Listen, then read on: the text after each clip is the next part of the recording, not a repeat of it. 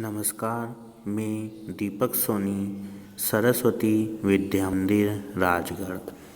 आज हम देखेंगे कक्षा 12वीं पद्य खंड 2 वात्सल्य और स्नेह, जिसमें हम देखेंगे सूर के बालकृष्ण, जिसके कवि हैं सूरदास जी। इसमें पद्य देखेंगे अपन।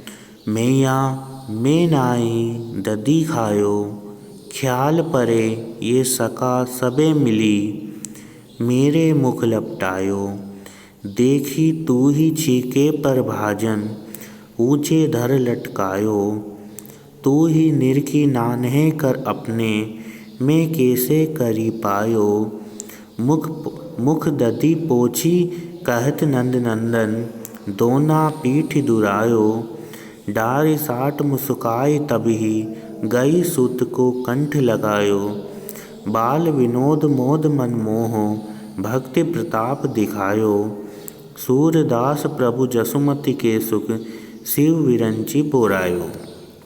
इस तरह इसका पद्य है। अब हम कठिन शब्दार्थ देखेंगे इसमें। ख्याल परे यानी कि याद आया, लपटायो यानी कि लपेट दिया, भाजन यानी कि बर्तन, निरखी यानी कि देख, नान्हे यानी कि छोटे, कर यानी कि हाथ, दोना यानी कि पत्तों का बना पात्र, साटी यानी कि पीटने की डंडी, सुत यानी कि पुत्र, कंठ यानी कि गला, मोद यानी कि प्रसन्नता, मोहो यानी कि मोहित हो जाना, विरंची यानी कि ब्रह्मा जी।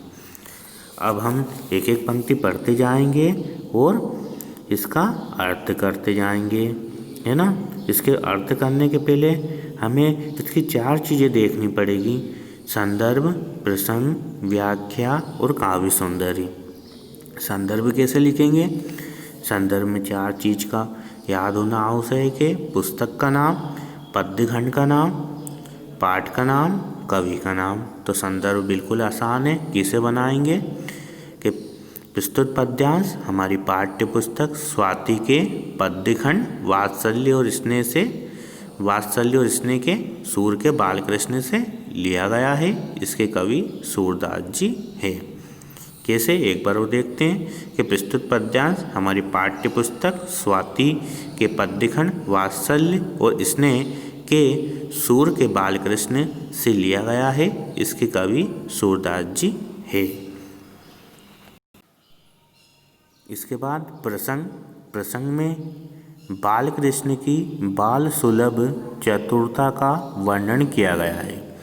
बालकृष्ण की बाल सुलभ चतुरता का वर्णन किया गया है। अब एक एक पंक्ति हम पढ़ते जाएंगे और इसकी व्याख्या करेंगे। पहली पंक्ति है, मैया मैं नाही दधी खायो, यानी कि श्री कृष्ण माता यशोदा से कहते हैं, यानी कि अपनी माँ से कहते हैं कि हे माता, हे मैया, मैंने दही नहीं खाया है।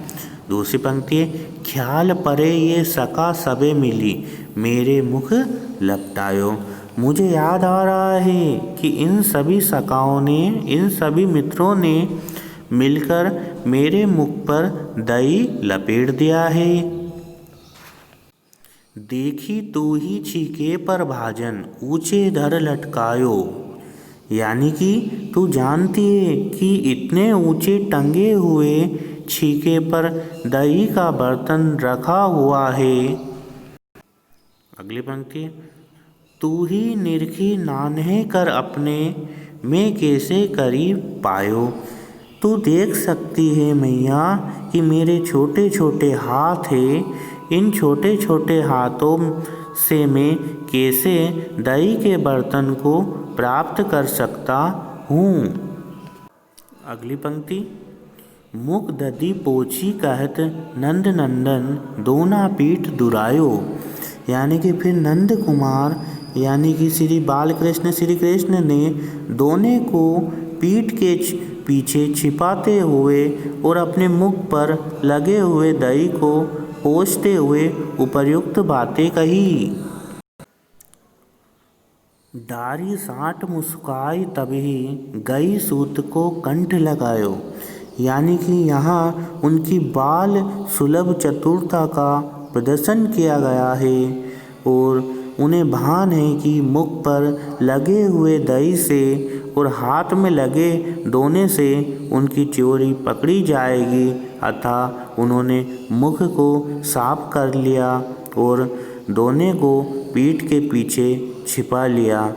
यशोदा जी सब समझ गई, लेकिन पीटने वाली लकड़ी को फेंककर मुस्कुराने लगी और मनमोहन बालकृष्ण श्री कृष्ण को अपने गले से लगा लिया। बाल विनोद मोद मनमोहो भक्ति प्रताप दिखायो। यानी कि यहाँ पर श्री कृष्ण के प्रति उनकी भक्ति का प्रताप दिखाया गया है।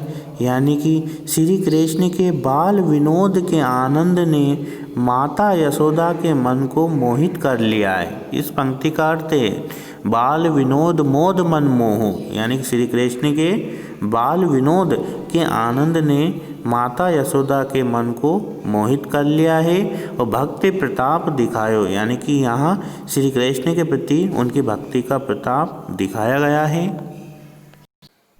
अगली पंक्ति है सूरदास प्रभु जसुमती के सुख शिव विरंची बुरायो। सूरदास जी कहते हैं कि यशोदा जी और बालकृष्ण के सुख को देखकर शिव और ब्रह्मा जी भी विवेक रहित होकर मोहित हो गए।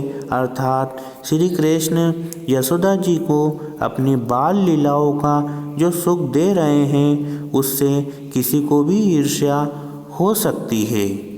इस तरह हमने पद्य देखा, पद्य की व्याख्या देखी हमने। अब देखेंगे काव्य सौंदर्य। अब काव्य सौंदर्य में क्या, जो पहले अपन ने प्रसंग लिखा है, प्रसंग में लिखा था कि बालकृष्ण की बाल सुलभ चतुरता का वर्णन किया गया है, तो इसमें काव्य सौंदर्य में एक पॉइंट यह आ जाएगा कि बालकृष्ण की बाल सुलभ चतुरता का वर्णन किया गया है। सूरदास जी ने यानी श्री कृष्ण भगवान के बारे में जो लिखा है कौन सी भाषा में लिखा गया है, तो इसमें आ जाएगी ब्रज भाषा।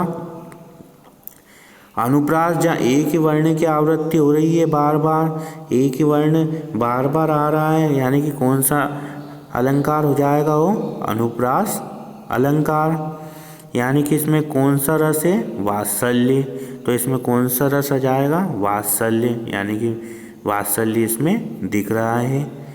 इस तरह काव्य सौंदर्य भी देख लिया अपन ने, पद्यांश में संदर्भ देख लिया, प्रसंग देख लिया, इसकी व्याख्या देख ली और इसका काव्य सौंदर्य देख लिया। सभी को अच्छे से समझ में आया होगा। धन्यवाद।